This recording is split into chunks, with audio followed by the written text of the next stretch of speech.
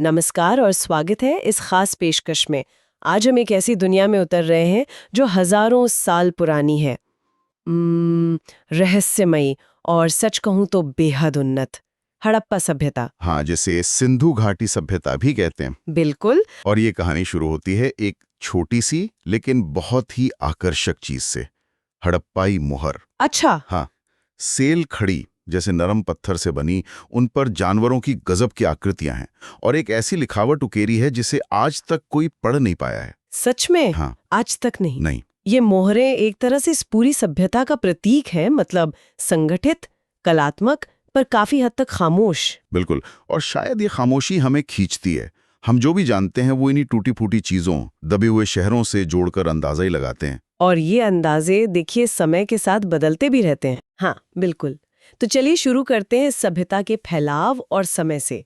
ये कब और कहाँ पनपी थी? देखिए, इसका समय बहुत लंबा है। मोटे तौर पर हम इसे 3 हिस्सों में बांट सकते हैं। एक शुरुआती दौर करीब 6000 से 2600 ईसा पूर्व, मतलब BCE। 6000? जी हाँ। फिर सबसे अहम विकसित या परिपक्व दौर वो था 2600 से 1900 BC, जब मोहनजोदड़ो जैसे बड़े शहर बसे। और फिर आता है उत्तर हड़प्पा काल, 1900 से 1300 BC के आसपास, जब इसका धीरे धीरे पतन होने लगा। और ये सिर्फ सिंधु नदी के किनारे तक ही सीमित नहीं थी, जैसा कि नाम से कई बार लगता है। नहीं नहीं, बिल्कुल नहीं। ये एक बहुत बड़े इलाके में फैली थी। आज का अफगानिस्तान, बलूचिस्तान, पाकिस्तान का सिंध और पंजाब। और भारत में भी? हाँ, भारत में जम्मू, पंजाब, हरियाणा, राजस्थान, पश्चिमी उत्तर प्रदेश, गुजरात और यहाँ तक कि महाराष्ट्र तक इसके निशान मिले हैं। हड़प्पा, मोहनजोदड़ो, धौलावीरा, कालीबंगन, लोथल, राखीगढ़ी, ये कुछ बड़े नाम हैं। राखीगढ़ी, हाँ, उसका जिक्र आजकल काफी होता है। बिल्कुल। और दिलचस्प बात यह है कि अब तक जो 2000 से ज्यादा बस्तियां खोजी गई हैं, उनमें से ज्यादातर सरस्वती नदी की घाटी में मिली हैं। वो नदी जो अब काफी हद तक सूख चुकी है। यानी एक विशाल क्षेत्र। अच्छा, तो इसकी शुरुआत कैसे हुई? क्या ये लोग कहीं बाहर से आए थे या यहीं के थे? नहीं, अभी तक के जो सारे सबूत हैं वो एक क्रमिक, मतलब धीरे धीरे यहीं हुए विकास की ओर इशारा करते हैं। अच्छा, यहीं पर? हाँ, हड़प्पा से पहले भी यहाँ खेती करने वाले समुदाय थे। उनके अपने खास तरह की मिट्टी के बर्तन थे, वे पशु पालते थे, कुछ शिल्प भी जानते थे। तो ऐसा लगता है कि इन्हीं शुरुआती बस्तियों से धीरे धीरे हजारों सालों में ये विकसित सभ्यता उभरी। मतलब कोई अचानक बदलाव या बाहर से हमला नहीं? नहीं, ज्यादातर सबूत यही बताते हैं कि ये यहीं की जमीन से उपजा विकास था, एक तरह का आंतरिक विकास। तो ये लोग जीते कैसे थे? मतलब खाने पीने का क्या इंतजाम था? क्या खाते थे, कैसे उगाते थे? उनके खाने पीने की चीजों की लिस्ट देखें तो काफी लंबी है। जले हुए अनाज के दानों से पता चलता है कि गेहूं, जौ, दालें, चना, तिल, ये सब उनके रोज के खाने का हिस्सा थे। और चावल? चावल भी था? चावल मिला है, पर शायद उतना आम नहीं था। हाँ, गुजरात जैसी जगहों से बाजरा भी मिला है। और अनाज के अलावा वे मवेशी, भेड़, बकरी, भैंस और सुअर पालते थे। अच्छा, पालतू जानवर। और शिकार? जंगली जानवरों की हड्डियां भी मिली हैं, जैसे हिरण, घड़ियाल। तो हो सकता है शिकार करते होंगे या फिर ऐसे समूहों से लेते होंगे जो शिकार पर निर्भर थे। मछली और पक्षियों की हड्डियां भी मिली हैं। ये सारी जानकारी मिलती कैसे है? इसके लिए खास विशेषज्ञ होते हैं, पुरावनस्पतिज्ञ, जो पुराने पेड़ पौधों के अवशेष देखते हैं, और जीव पुरातत्वविद, जो जानवरों की हड्डियों का अध्ययन करते हैं। उनके काम से ये सब पता चलता है। और खेती? क्या उस जमाने में हल थे? सिंचाई कैसे होती थी? देखिए, मोहरों और मिट्टी की मूर्तियों पर बैल बने हैं। इससे अंदाजा लगता है कि खेतों को जोतने के लिए बैलों का इस्तेमाल होता था। हाँ, ये तो तार्किक लगता है। और तो और मिट्टी के बने हल्के खिलौने भी मिले हैं, चोलिस्तान और बनावली, हरियाणा से। खिलौने? असली हल नहीं? असली लकड़ी के हल तो शायद गल गए होंगे, लेकिन कालीबंगन जो राजस्थान में है, वहां तो एक जुता हुआ खेत भी मिला है। कमाल है। कैसा था वो खेत? उसमें एक दूसरे को समकोण पर काटती हुई हल रेखाएं हैं, 2 तरह की। इससे लगता है कि वो एक साथ 2 फसलें उगाते थे। एक ही खेत में? ये तो बहुत उन्नत तकनीक है। बिल्कुल। फसल काटने के लिए शायद पत्थर के फलक होते थे जिन्हें लकड़ी के हत्थों में लगाया जाता होगा, या फिर धातु के औजार कौन से थे ये पक्का नहीं। और पानी? क्योंकि ज्यादातर इलाके तो सूखे माने जाते हैं ना। हाँ, इसीलिए सिंचाई की जरूरत तो रही होगी। अफगानिस्तान में शोरतुघई नाम की जगह पर नहरों के निशान मिले हैं और हो सकता है कुओं से भी सिंचाई करते हों। धोलावीरा गुजरात में तो बड़े बड़े जलाशय मिले हैं, शायद उनका पानी भी खेती के काम आता हो। दुनिया भर में मशहूर कर दिया उनके शहर, खासकर मोहनजोदड़ो। क्या खास था उनमें? सबसे खास बात थी उनकी प्लानिंग, मतलब नियोजन। मोहनजोदड़ो जैसे बड़े शहर अक्सर 2 हिस्सों में बटे होते थे। एक छोटा हिस्सा जो ऊंचाई पर बना होता था उसे दुर्ग या सिटाडेल कहते हैं, और दूसरा हिस्सा कहीं ज्यादा बड़ा था और नीचे बसा होता था, उसे निचला शहर या लोअर टाउन कहते हैं। ये ऊंचाई और विभाजन क्यों? दुर्ग में कौन रहता था? दुर्ग ऊंचाई पर इसलिए था क्योंकि उसे कच्ची ईंटों के बहुत बड़े चबूतरों पर बनाया गया था और उसे दीवार से घेरा भी गया था। निचला शहर भी दीवारों से घिरा था। तो मतलब सुरक्षा या कुछ और? शायद सुरक्षा भी, और हो सकता है ये सामाजिक दूरी या ऊंच नीच का भी संकेत हो। शायद दुर्ग में शासक वर्ग या पुरोहित रहते हों और निचले शहर में आम लोग। ये अंदाजा ही है। हाँ, हालांकि धौलावीरा और लोथल जैसे कुछ शहरों में पूरी बस्ती ही किलेबंद थी। और एक और कमाल की बात है। क्या? ऐसा लगता है कि पहले शहर की योजना बनी, सड़कें और नालियां बनी, उसके बाद घर बनाए गए, एकदम प्लानिंग के साथ। पहले नालियां फिर घर, ये तो आज भी कई जगह नहीं होता। वही तो। और वो ईंटें, हाँ आपने सुना होगा, सब एक ही नाप की होती थी। हाँ, ये मैंने पढ़ा है। ये सच है पूरे इलाके में। हाँ, ये अद्भुत है। चाहे वो धूप में सुखाई गई हो या भट्टी में पकाई गई हो, ईंटें एक मानकीकृत अनुपात की होती थी। लंबाई ऊंचाई से 4 गुना और चौड़ाई ऊंचाई से 2 गुनी। हर जगह, हड़प्पा से गुजरात तक। लगभग सभी हड़प्पा बस्तियों में। ये दिखाता है कि कितने बड़े पैमाने पर निर्माण कार्यों में एकरूपता और संगठन था। सोचिए, हजारों लाखों ईंटें एक ही नाप की बनवाना और फिर उन्हें दूर दूर तक पहुंचाना, कितना बड़ा प्रबंधन रहा होगा। वाकई। और उनकी नालियों की व्यवस्था, उसकी तो आज भी मिसाल दी जाती है। बिल्कुल। शायद उस दौर की सबसे उन्नत जल निकास प्रणाली थी वो। सड़कें और गलियां एक ग्रिड पैटर्न पर थीं, मतलब जाली की तरह एक दूसरे को समकोण पर काटती हुई। बिल्कुल सीधी। हाँ, और जैसा मैंने कहा, लगता है पहले नालियों के साथ गलियां बनी, फिर उनके किनारे घर बने। हर घर की कम से कम एक दीवार गली से सटकर होती थी, ताकि बाथरूम का गंदा पानी नाली से आसानी से जुड़ सके। और ये नालियां कैसी थीं, कच्ची या पक्की? पक्की, ईंटों से बनी थीं और गारे से जमाई हुई थीं। ऊपर से उन्हें ऐसी ईंटों या पत्थर की पट्टियों से ढका गया था जिन्हें सफाई के लिए हटाया जा सके। अच्छा, सफाई का भी ध्यान था। बहुत ज्यादा। घरों का पानी पहले हौदियों या सोकपिट में जाता था, जहां ठोस कचरा जमा हो जाता था, और फिर बाकी पानी बहकर गली की मुख्य नाली में चला जाता था। और ये शानदार व्यवस्था छोटे शहरों जैसे लोथल में भी थी। वहां घर भले कच्ची ईंटों के थे, पर नालियां पक्की ईंटों की थीं। कमाल है। हाँ, तभी तो पुरातत्वविद मैके ने कहा था, यह निश्चित रूप से अब तक खोजी गई सबसे संपूर्ण प्राचीन प्रणाली है। हालांकि आपने ये भी कहा कि नालों के पास कचरे के ढेर भी मिले हैं। हाँ, ये भी सच है। नालों के पास मलबे के ढेर मिलना ये दिखाता है कि सफाई तो होती थी, पर शायद कचरा हमेशा तुरंत हटाया नहीं जाता था। ये एक यथार्थवादी पहलू है। मतलब एकदम परफेक्ट सिस्टम शायद नहीं था, पर अपने समय के हिसाब से बेहतरीन था। बिल्कुल। अच्छा, घरों के अंदर का जीवन कैसा रहा होगा, क्या पता चलता है? ज्यादातर घर आंगन केंद्रित थे, मतलब बीच में एक आंगन और उसके चारों ओर कमरे। आंगन क्यों? आंगन शायद रोजमर्रा की गतिविधियों का केंद्र रहा होगा, जैसे खाना पकाना या शायद कटाई वगैरह करना, खासकर गर्म और सूखे मौसम में। और घर कैसे बने होते थे? वे अपनी प्राइवेसी, मतलब एकांतता का बहुत ध्यान रखते थे। नीचे की मंजिल पर खिड़कियां नहीं होती थीं। खिड़कियां नहीं? हाँ, कम से कम बाहरी दीवारों पर तो नहीं, और मुख्य दरवाजे से आंगन या अंदर के कमरे सीधे नहीं दिखते थे। अच्छा। हर घर में अपना बाथरूम होता था, ईंटों के फर्श वाला, और उसकी नाली, जैसे हमने कहा, दीवार के रास्ते बाहर सड़क की नाली से जुड़ी होती थी। कुछ घरों में दूसरी मंजिल या छत पर जाने के लिए सीढ़ियों के निशान भी मिले हैं। और पानी? पीने का पानी कहाँ से आता था? कुएं, कई घरों में अपने कुएं थे।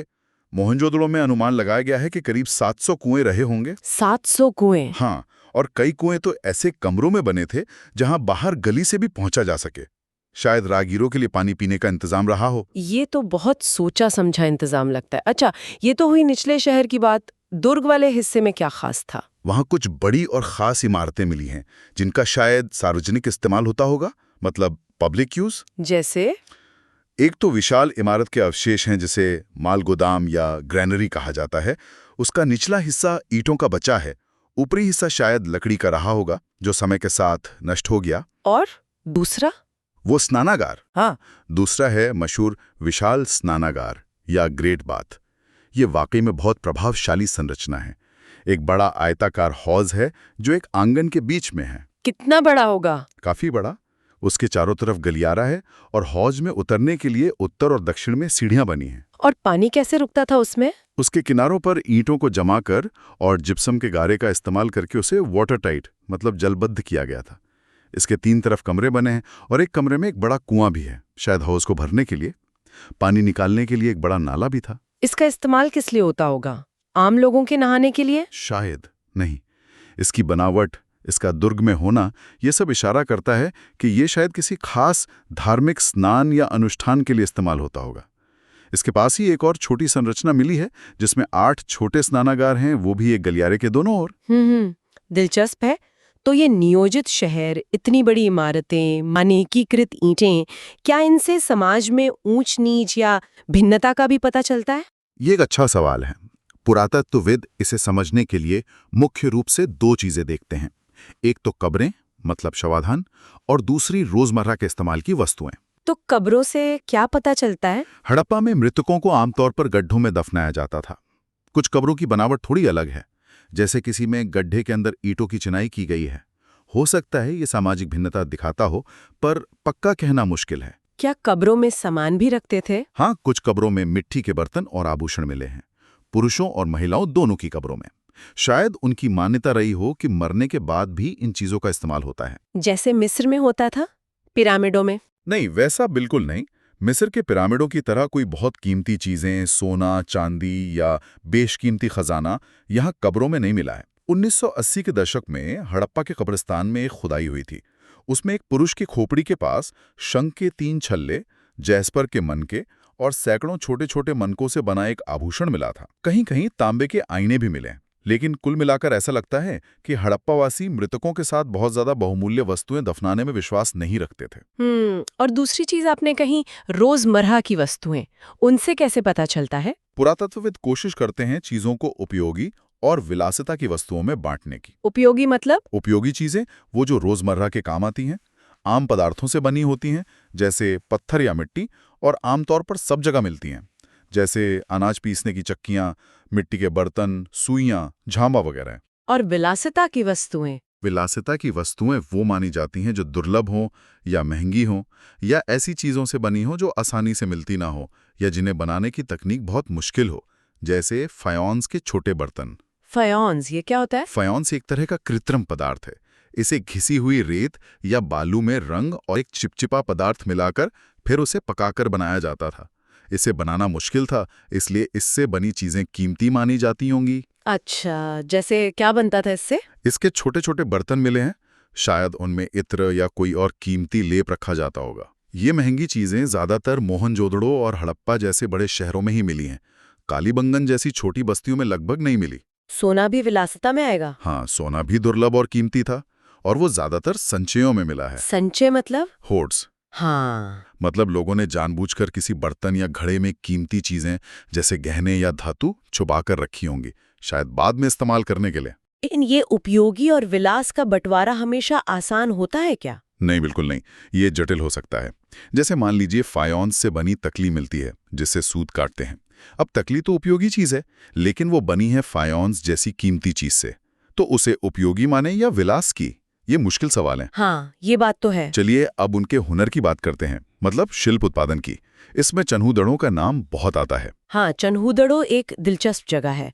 मोहनजोदड़ो की तुलना में काफी छोटी बस्ती थी, पर लगभग पूरी की पूरी शिल्प उत्पादन में ही लगी हुई थी। क्या क्या बनता था वहाँ? मनके बनाना, शंख की कटाई, धातु का काम, मोहरे बनाना, बाट बनाना, ये सब काम वहाँ होते थे। मनके बनाना तो उनका खास काम लगता है। बिल्कुल, वो मनके बनाने में तो उस्ताद थे। इतनी तरह की चीजों से मनके बनाते थे, कार्निलियन जैसा लाल पत्थर, जैस्पर, स्फटिक, क्वार्ट्ज, सिलखड़ी जैसे पत्थर, और धातु, आयॉन्स और पक्की मिट्टी भी। हर चीज से मनके बना लेते थे। कुछ मनके तो 2 या 2 से ज्यादा पत्थरों को जोड़कर बनाए जाते थे।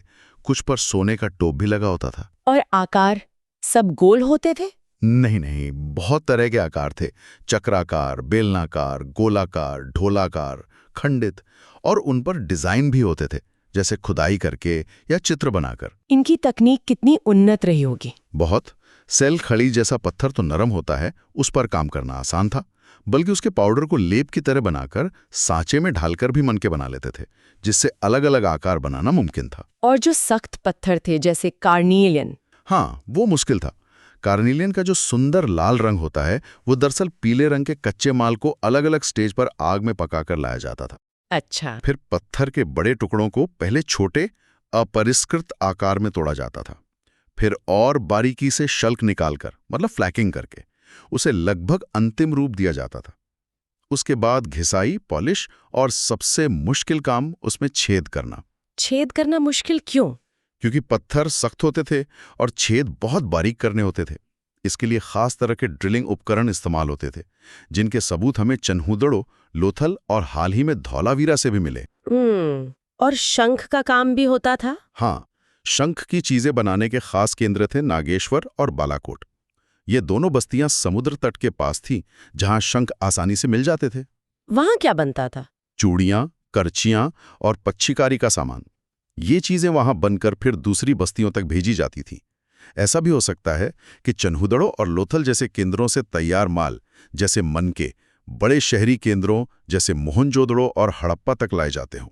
ये कैसे पता चलता है कि कौन सी जगह किस चीज के उत्पादन का केंद्र थी? पुरातत्ववेद इसके लिए कई सुराग ढूंढते हैं, जैसे क्या वहां कच्चा माल मिल रहा है, पत्थर के टुकड़े, पूरे शंख, तांबे का अयस्क, क्या वहां औजार मिल रहे हैं, क्या अधबनी वस्तुएं मिल रही हैं जिन्हें बनाते हुए बीच में छोड़ दिया गया। और कचरा? हाँ, त्याग दिया गया माल और कूड़ा करकट।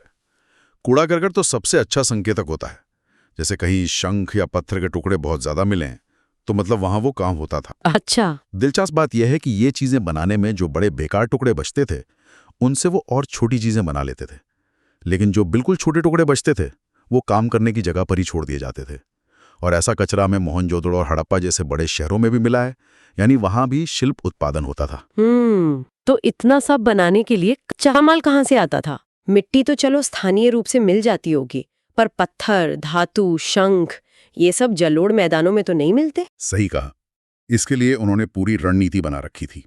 एक तो कुछ बस्तियां उन्होंने सीधे कच्चे माल के स्रोत के पास ही बसाईं, जैसे नागेश्वर और बालाकोट शंख के लिए, शोरतुघई जो दूर अफगानिस्तान में है वो शायद लाजवर्धमणि जैसे कीमती नीले पत्थर के स्रोत के पास थी, लोथल जो गुजरात में है वो कार्निलियन जो पास के भड़ौत से मिलता था, सेलखड़ी जो दक्षिणी राजस्थान और उत्तरी गुजरात से मिलता था, और धातु जो राजस्थान से आती थी के स्रोतों के पास था। और जहां बस्तियां नहीं बसाईं, वहां के लिए वे शायद अभियान भेजते थे, जैसे राजस्थान के खेतरी इलाके में तांबे के लिए या दक्षिण भारत में सोने के लिए।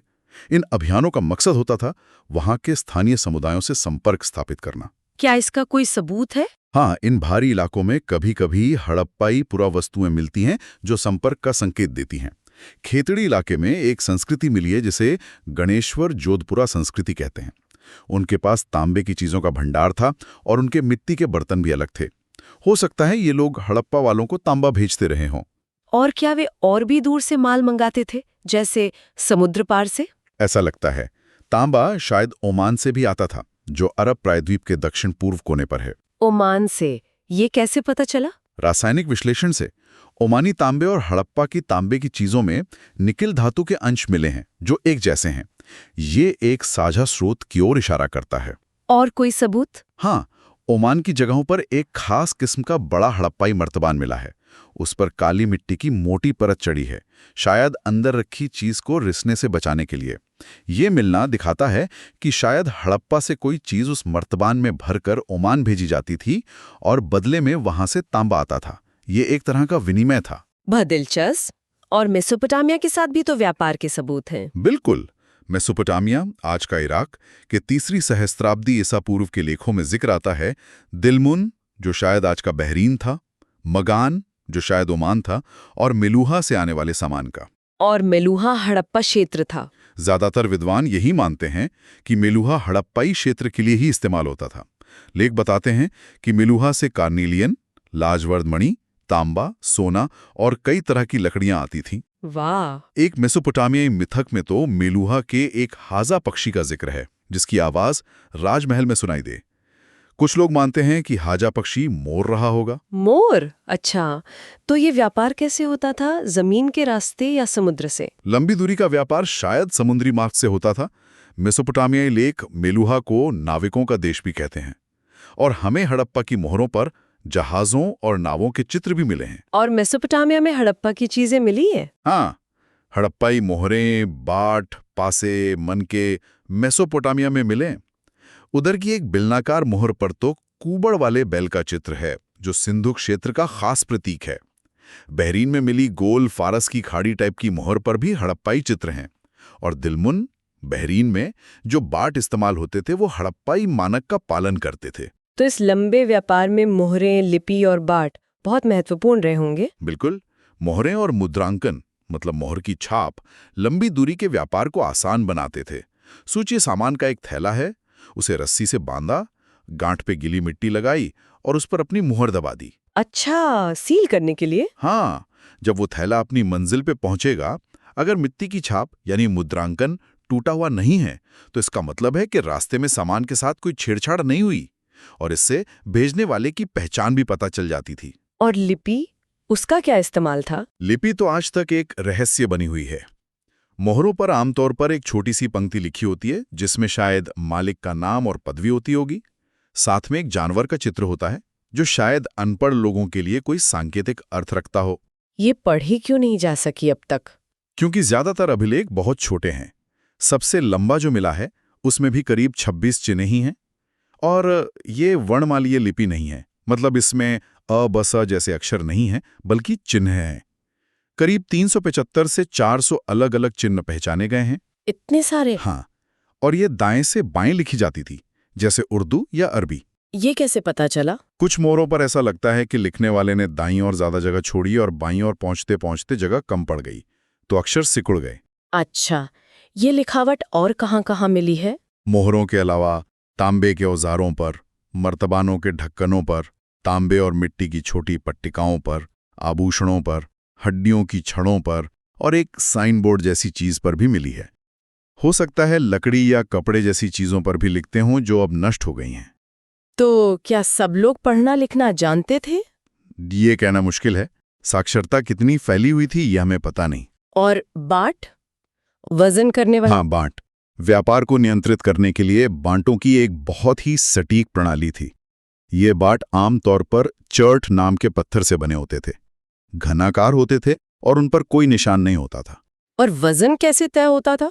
उनके जो निचले मानदंड थे, मतलब छोटे बाट, वो द्विआधारी प्रणाली बाइनरी सिस्टम पर आधारित थे, 1, 2, 4, 8, 16, 32 ऐसे। और जो बड़े बाट थे वो दशमलव प्रणाली का पालन करते थे। अच्छा, छोटे बाट किस काम आते होंगे? शायद कीमती चीजें जैसे आभूषण या मन के तोलने के लिए। धातु के बने तराजू के पलड़े भी मिले हैं। ये सब दिखाता है कि व्यापार कितना व्यवस्थित और नियंत्रित था। इतना सब कुछ नियोजित शहर, मानकीकृत ईंटें और बांट, विशाल व्यापार नेटवर्क, संगठित शिल्प, ये सब देखकर सवाल उठता है कि क्या कोई केंद्रीय सत्ता थी, कोई राजा, हाँ, कोई सरकार? हाँ, ये हड़प्पा सभ्यता का शायद सबसे बड़ा और सबसे मुश्किल सवाल है। सबूत मिलते जुलते हैं, मतलब कुछ हाँ कहते हैं, कुछ ना। जैसे? क्या सबूत हैं सत्ता के पक्ष में? देखिए, एक तरफ तो चीजों में गजब की एकरूपता है। मिट्टी के बर्तन, मोहरें, बाट, ईंटें जम्मू से गुजरात तक एक जैसे अनुपात या डिजाइन के मिलते हैं। फिर बस्तियों का इतने सोच समझकर खास जगहों पर बसाया जाना, कच्चा माल हासिल करने की रणनीतियां, ईंटें बनाने और विशाल दीवारें या चबूतरे बनाने के लिए इतने बड़े पैमाने पर मजदूरों को संगठित करना, ये सब किसी शक्तिशाली संगठन या सत्ता के बिना बहुत मुश्किल लगता है। कोई तो था जो ये सब फैसले ले रहा था और लागू करवा रहा था। लेकिन दूसरी तरफ राजा का कोई महल या कब्र क्यों नहीं मिली? यही तो मुश्किल है। दूसरी तरफ हमें मिस्र या मेसोपोटामिया की तरह कोई भव्य महल या राजाओं की आइन लौटे कब्रें नहीं मिली हैं। मोहनजोदड़ो में एक बड़ी इमारत मिली है, जिसे कुछ पुरातत्वविदों ने प्रासाद यानी महल कहा है, पर उसमें कोई ऐसी खास कीमती चीजें नहीं मिली जिससे ये पक्का हो सके। और वो पुरोहित राजा की मूर्ति? हाँ, एक पत्थर की मूर्ति मिली है जिसे पुरोहित राजा की संज्ञा दी गई है। लेकिन ये नाम सिर्फ इसलिए दिया गया क्योंकि वो देखने में मेसोपोटामिया के पुरोहित राजाओं जैसी लगती है। इसका कोई पक्का सबूत नहीं है कि वो सच में कोई राजा या पुरोहित था। हमें हड़प्पा की धार्मिक रीतियों के बारे में भी ठीक से पता नहीं है, तो ये कहना मुश्किल है कि क्या धर्मगुरुओं के पास राजनीतिक सत्ता थी। तो फिर क्या निष्कर्ष निकाला जाए? कोई राजा था या नहीं? इस पर देखिए कई अलग अलग मत हैं। कुछ विद्वान मानते हैं कि हड़प्पा में कोई शासक था ही नहीं, समाज में शायद ज्यादा बराबरी थी। बिना शासक के इतना संगठन? हाँ, ये सवाल उठता है। दूसरा मत यह है कि कोई एक शासक नहीं था, बल्कि कई शासक थे। शायद मोहनजोदाड़ो का अपना राजा था, हड़प्पा का अपना और दूसरे बड़े शहरों के अपने। और तीसरा मत? तीसरा मत यह है कि ये पूरा इलाका एक ही राज्य था। इसकी दलील वो देते हैं कि चीजों में इतनी समानता, योजनाबद्ध बस्तियां, ईंटों का एक ही अनुपात, कच्चे माल के स्रोतों के पास बस्तियां बसाना, ये सब एक ही केंद्रीय सत्ता की ओर इशारा करता है, भले ही हमें उसका स्पष्ट प्रमाण ना मिला हो। पहेली तो है। हाँ, ये पहेली अभी सुलझी नहीं है। शायद सत्ता का स्वरूप कुछ अलग ही रहा हो, जिसके बारे में हम अभी सोच भी नहीं पा रहे। और फिर इस महान सभ्यता का अंत कैसे हुआ? ये शहर अचानक वीरान क्यों हो गए? ये भी एक बड़ा सवाल है। लगभग 1800 ईसा पूर्व मतलब बीसीई के आसपास हमें बड़े बदलाव दिखने लगते हैं। मोहनजोदाड़ो जैसे कई पुराने और विकसित शहर खाली होने लगते हैं। चोलिस्तान जैसे इलाकों में ज्यादातर बस्तियां छोड़ दी गई। तो लोग कहाँ गए? ऐसा लगता है कि आबादी गुजरात, हरियाणा, पश्चिमी उत्तर प्रदेश जैसे इलाकों की नई बस्तियों की ओर बढ़ी। वहां बस्तियों की संख्या बढ़ जाती है। और जो संस्कृति बाद में आई, क्या वो हड़प्पा जैसी ही थी? नहीं, जो संस्कृति 1900 बीसीई के बाद पनपी, जिसे उत्तर हड़प्पा या परवर्ती हड़प्पा कहते हैं, उसमें वो पुरानी खासियतें नहीं थी। वो मानकीकृत बाट, वो मोहरें, वो खास किस्म के मनके, लिपि, ये सब धीरे धीरे गायब हो गए। लंबी दूरी का व्यापार खत्म हो गया। शिल्प में भी वो विशेषज्ञता नहीं रही। और मकान वगैरह? मकान बनाने की तकनीक भी साधारण हो गई। बड़ी सार्वजनिक इमारतें बननी बंद हो गईं। कुल मिलाकर ये शहरी जीवन से हटकर एक तरह से ग्रामीण जीवन शैली की ओर वापसी जैसा लगता है। इसके कारण क्या थे? कोई एक बड़ा कारण या कई सारे? शायद कई कारण मिलकर जिम्मेदार थे।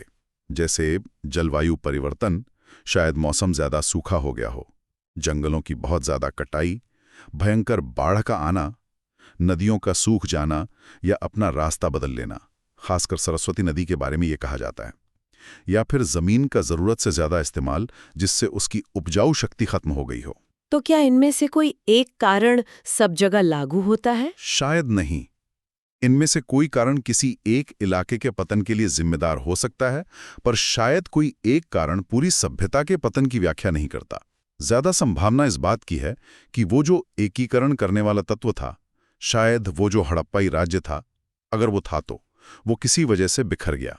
और उसके बिखरते ही सब कुछ बिखर गया? हाँ, ऐसा लगता है। जैसे ही वो केंद्रीय नियंत्रण या व्यवस्था खत्म हुई, मोहरें, लिपि, विशिष्ट मनके, मानकीकृत बाट प्रणाली, ये सब गायब होने लगे। शहरों का महत्व कम हो गया, लोग उन्हें छोड़कर जाने लगे और व्यापार ठप पड़ गया। उपमहाद्वीप में नए शहरों के विकास के लिए फिर 1000 साल से ज्यादा इंतजार करना पड़ा। एक समय ये भी थ्योरी थी कि बाहर से आर्यों ने हमला करके इसे खत्म कर दिया। हाँ, ये थ्योरी काफी समय तक चली। मोहनजोदाड़ो में एक गली से कुछ कंकाल मिले थे, आभूषणों के साथ। तो 1947 के आसपास मॉर्टिमर व्हीलर, जो उस समय पुरातत्व सर्वेक्षण के डायरेक्टर जनरल थे, उन्होंने इन कंकालों को ऋग्वेद में इंद्र देवता, जिन्हें पुरंदर यानी किलों को तोड़ने वाला कहा गया है, के आक्रमण से जोड़ा।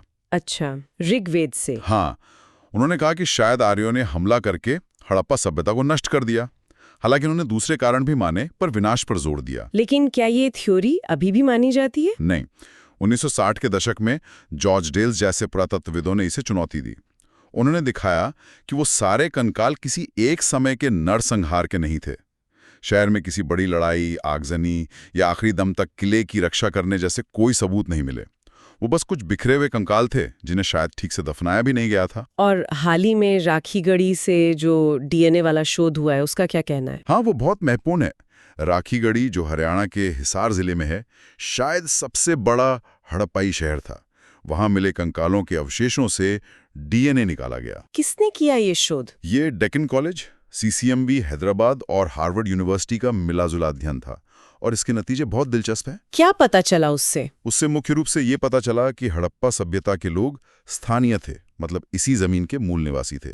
उनकी जड़ें यहाँ हजारों साल पुरानी थी, शायद 10,000 ईसा पूर्व तक, और उनका डीएनए आज भी दक्षिण एशिया की आबादी में काफी हद तक मौजूद है। तो बाहर से कोई नहीं आया था? आर्य आक्रमण वाली बात गलत है? इस शोध के अनुसार बाहर से किसी बड़े पैमाने पर आर्य कहे जाने वाले समूह के आने और यहाँ की पूरी आबादी को बदल देने का कोई आनुवंशिक सबूत नहीं मिला। हाँ, व्यापार और सांस्कृतिक संपर्कों की वजह से थोड़ा बहुत जीन्स का मिश्रण जरूर हुआ होगा, पर मूल रूप से यहाँ की आबादी में एक निरंतरता दिखती है। ये शोध आर्य आक्रमण के सिद्धांत को आनुवंशिक स्तर पर तो काफी हद तक खारिज करता है। ये तो बहुत बड़ी बात है। हाँ, बल्कि ये भी पता चला कि जब हड़प्पा के लोग ईरान या मध्य एशिया की तरफ गए तो उनके जीन वहां फैले और राखीगढ़ी के कंकाल से चेहरे का जो 3D पुनर्निर्माण किया गया वो आज के हरियाणा के लोगों से काफी मिलता जुलता है, जो 5000 सालों की निरंतरता दिखाता है। अद्भुत। अच्छा, अब जरा इस सभ्यता की खोज की कहानी पर आते हैं। शुरुआत में तो इसे पहचाना ही नहीं गया था, है ना? बिल्कुल सही। 19वीं सदी में भारतीय पुरातात्विक सर्वेक्षण के जो पहले डायरेक्टर जनरल थे, अलेक्जेंडर कनिंघम, उन्हें हड़प्पा से कुछ मोहरें मिली थी, पर वो उनका महत्व नहीं समझ पाए। क्यों? क्योंकि उनका ज्यादा ध्यान लिखित स्रोतों पर था, जैसे पुराने साहित्य, अभिलेख या फिर चीनी यात्रियों के यात्रा विवरण। उनकी रुचि मुख्य रूप से ऐतिहासिक काल में थी, मतलब 6ठी सदी ईसा पूर्व से 4ठी सदी ईस्वी तक। हड़प्पा की मोहरें उस समय के खाके में कहीं फिट नहीं बैठ रही थीं, वो उनसे कहीं ज्यादा पुरानी लग रही थीं। उन्हें लगा कि भारत का इतिहास गंगा घाटी में शहरों के बसने से शुरू होता है। तो फिर इसकी असली पहचान कब और कैसे हुई? ये हुआ 20वीं सदी के शुरुआती दशकों में। दयाराम साहनी ने हड़प्पा में और राखालदास बनर्जी ने मोहनजोदाड़ो में खुदाई की और उन्हें एक जैसी मोहरें मिली जो बहुत प्राचीन लग रही थी। फिर तब 1924 में जो डायरेक्टर जनरल थे जॉन मार्शल, उन्होंने पूरी दुनिया के सामने घोषणा की कि सिंधु घाटी में एक नई अत्यंत प्राचीन सभ्यता की खोज हुई है, जो मेसोपोटामिया की सभ्यता के समकालीन है। जॉन मार्शल ने काफी काम किया था ना? हाँ, मार्शल भारत में काम करने वाले पहले पेशेवर पुरातत्वविद थे।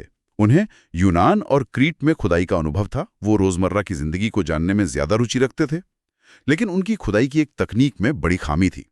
क्या खामी थी? वो टीले की जो प्राकृतिक परतें होती हैं, मतलब स्तर विन्यास, स्ट्रैटिफिकेशन, उसे नजरअंदाज करके पूरे टीले में एक जैसी मोटाई की क्षैतिज इकाइयों, हॉरिजॉन्टल यूनिट्स में खुदाई करवाते थे। इसका नुकसान क्या था? नुकसान ये था कि अलग-अलग समय की चीजें जो असल में अलग-अलग परतों में दबी थीं, वो सब खुदाई में एक साथ निकलकर मिल जाती थीं।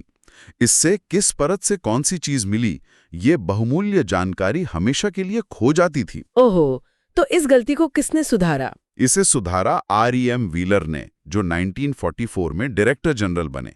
वो पहले सेना में थे, तो उन्होंने खुदाई में एक तरह की सैनिक सटीकता लाने की कोशिश की।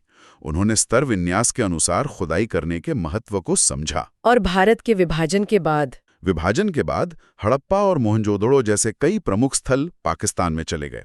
तो भारत में पुरातत्वविदों ने नए सिरे से व्यापक सर्वेक्षण किए, खासकर कच्छ, पंजाब और हरियाणा में। इसी दौरान कालीबंगन, लोथल, राखीगढ़ी और धौलावीरा जैसे महत्वपूर्ण स्थल खोजे गए। और अब तो नई तकनीकें भी इस्तेमाल हो रही होंगे। बिल्कुल। अब नए सवाल पूछे जा रहे हैं और आधुनिक वैज्ञानिक तकनीकों का इस्तेमाल हो रहा है, जैसे सतह का बारीकी से सर्वेक्षण, मिट्टी, पत्थर, धातु और यहाँ तक के पौधों और जानवरों के अवशेषों का विश्लेषण। अब अंतर्राष्ट्रीय टीमें भी मिलकर काम कर रही हैं। लेकिन इतनी खोज के बाद भी इसे समझने में सबसे बड़ी चुनौती क्या है? मेरे ख्याल से सबसे बड़ी चुनौती आज भी वही है, लिपि का ना पढ़ा जाना। जब तक हम उनकी लिखावट नहीं समझ लेते, हम काफी हद तक सिर्फ भौतिक सबूतों पर निर्भर हैं। और भौतिक सबूतों की अपनी सीमाएं हैं। हाँ, क्योंकि कपड़ा, चमड़ा, लकड़ी जैसी जैविक चीजें तो समय के साथ गल जाती हैं। बचता है पत्थर, पकी मिट्टी, धातु, और जो चीजें मिलती भी हैं वो अक्सर टूटी फूटी होती हैं या ऐसी होती हैं जिन्हें लोगों ने फेंक दिया था या जो खो गई। फिर ये तय करना कि कोई चीज किस काम आती थी, ये भी मुश्किल होता होगा। बहुत मुश्किल। हम चीजों को वर्गीकृत करने की कोशिश करते हैं, किस चीज से बनी है, पत्थर, मिट्टी, धातु वगैरह। फिर उसका उपयोग सोचते हैं, क्या ये औजार है या गहना है या दोनों है या कोई धार्मिक महत्व की चीज है। ये अंदाजा कैसे लगाते हैं? कई बार हम आज की चीजों से तुलना करते हैं, जैसे मन के आज भी पहने जाते हैं, चक्कियां आज भी अनाज पीसने के काम आती हैं, या फिर हम देखते हैं कि वो चीज मिली कहाँ से है, घर से मिली है, नाले से, कब्र से या किसी भट्टी के पास से। उससे उसके उपयोग का अंदाजा लगता है। और धार्मिक चीजों की व्याख्या? वो तो और भी मुश्किल है। अक्सर होता यह है कि जो चीज पुरातत्वविदों को असामान्य या अपरिचित लगती है, उसे वे धार्मिक मान लेते हैं। जैसे वो छोटी नारी मृण मूर्तियां मिली हैं, उन्हें मातृ देवी कह दिया गया। पुरोहित राजा की मूर्ति भी? हाँ, वो भी। विशाल स्नानागार को भी अनुष्ठानिक मान लिया गया। मोहरों पर बने कुछ दृश्य, जैसे कोई योगी बैठा है जिसके चारों ओर जानवर हैं, उसे आद्य शिव यानी शिव का प्रारंभिक रूप मान लिया गया। कुछ शंक्वाकार पत्थर मिले हैं, उन्हें लिंग से जोड़ा गया है। पर क्या ये सही है? देखिए, ये पुनर्निर्माण अक्सर इस अनुमान पर आधारित होते हैं कि जो चीजें बाद की परंपराओं जैसे हिंदू धर्म में मिलती हैं, वैसी ही चीजें अगर हड़प्पा में मिलें तो उनका मतलब भी वही रहा होगा। मतलब हम ज्ञात बाद की परंपरा को अज्ञात हड़प्पा को समझने की कोशिश करते हैं। इसमें दिक्कत क्या है? दिक्कत यह है कि ये जरूरी नहीं कि मतलब वही रहा हो सकता है उन प्रतीकों का हड़प्पा वासियों के लिए कुछ और ही अर्थ रहा हो। जैसे जिस आद्य शिव मोहर की बात होती है, उसे ऋग्वेद के देवता रुद्र से जोड़ा गया है। पर ऋग्वेद में रुद्र को न तो पशुपति, जानवरों का स्वामी कहा गया है, न ही योगी के रूप में दिखाया गया है। तो ये व्याख्याएं थोड़ी संदिग्ध हो सकती हैं। ये तो बहुत अहम बात है। तो इतने सालों के शोध के बाद हम कह सकते हैं कि हमने हड़प्पा सभ्यता की अर्थव्यवस्था, समाज, उनकी कार्यप्रणाली को काफी हद तक समझा है और राखीगढ़ी जैसे नए शोधों से तस्वीर और साफ हो रही है।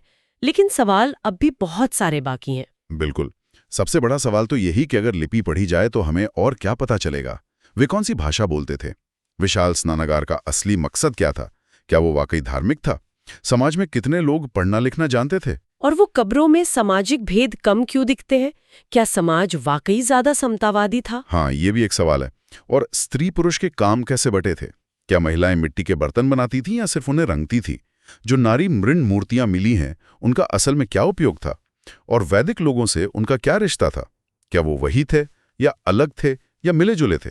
इन सब पर अभी और शोध की जरूरत है। हड़प्पा वासियों का अपने मृतकों के साथ बहुत ज्यादा कीमती सामान न दफनाने का फैसला उनके समाज और उनके विश्वासों के बारे में क्या सोचने पर मजबूर करता है? या फिर उनकी मोहरों पे जो वो एक सींग वाला रहस्यमयी जानवर इतनी बार दिखता है, उसका आखिर क्या महत्व रहा होगा?